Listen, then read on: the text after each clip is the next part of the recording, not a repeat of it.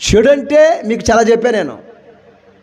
కుళ్ళుకోవటం ఒక చెడు, కోప్పడటం ఒక చెడు, చెడు మాటలు మాట్లాడటం ఒక చెడు, పాపము చేయటం ఒక చెడు. ఎన్ని చెడు గురించి అంటే ఈ చెడు అలవాటులను మనం మానుకోవాలంట.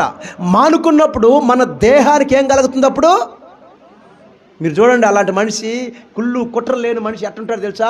యథార్థంగా పుష్టిగా ఎప్పుడు సంతోషంగా నవ్వుతుంటాడు అంతే.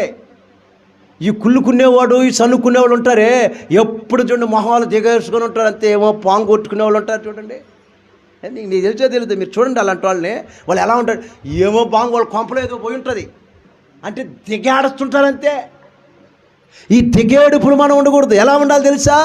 మనం ఎలా ఉండాలి తెలుసా? దేవుడి బిడ్డలము ఎప్పుడు రాజకుమారులుగా, రాజకుమార్తెలుగా కలకలలాడుతూ ఉండాలి. దేవునికి స్తోత్రం. ఎందుకంటే నువ్వు